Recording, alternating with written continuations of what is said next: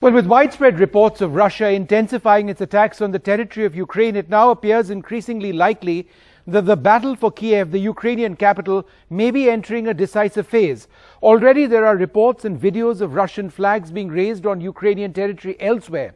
Now, it is difficult to verify the authenticity of a lot of the claims and counterclaims, but before we bring you the latest developments, there's a lot that we can show you in terms of the videos which have been coming in. So this actually shows Kiev, Mariupol, Sumy and Donetsk. These are the areas which we've seen the biggest fighting which has actually taken place. Russian missile attacks, Russian artillery shelling, the extensive use of air power by both sides. Reports that the Ukrainians have shot down more than 5 Russian combat aircraft. In Kiev, a building has been struck. In Mariupol as well. In Sumy, we've seen the images from outside a kindergarten showing a few people dead over there, and in Donetsk, which lies further to the east. So there has been a fair amount of devastation, but in terms of loss of life, which is obviously the key question, we do not really know at this stage. Well, these are the major developments, broadly speaking, on the Ukraine front. Russian forces are reported to be attacking multiple fronts. They appear to have entered the Ukrainian capital, Kiev. Now, the Ukrainian Defense Ministry is urging residents to Kiev to make Molotov cocktails, bombs, and attack Russian invaders. The Ukrainian President Volodymyr Zelensky has said that at least 137 people have been killed so far, including citizens. This information a few hours old.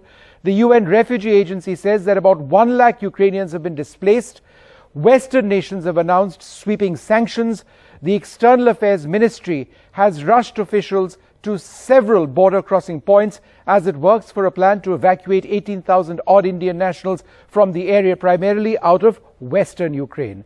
Prime Minister Modi has spoken to the Russian president earlier, appealing for an immediate ceasefire and dialogue, and has explained his concerns on Indian nationals. And I think the really big development in just the last little while is that in a conversation between the Russian president and China's president Xi Jinping, there has been a sense that Russia may be willing to talk about Minsk, talk about a peace process in Minsk, but with senior officials from the Russian side representing the Russian president. Let's see if that happens.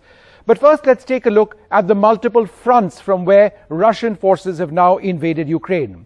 Now, the map of the Ukraine you see over here shows the areas in red which Russia captured in 2014, Crimea in the south, and Russian separatists captured parts of Donbass to the east, you can see over there.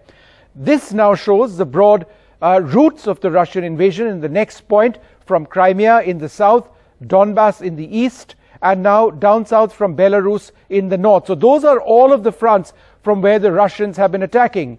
And now let's take a look at the areas which have been targeted. These areas include Kharkiv, Chernobyl, Gostomel, and now Kiev itself.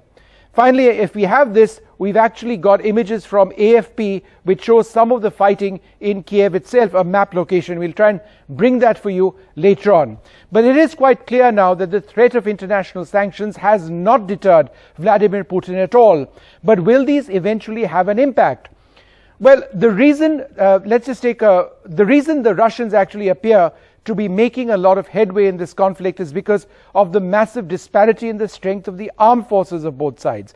Head to head, Ukraine has 2 lakh active personnel, Russia has 9 lakh. Ukraine has 9 lakh reserve personnel, Russia 20 lakh.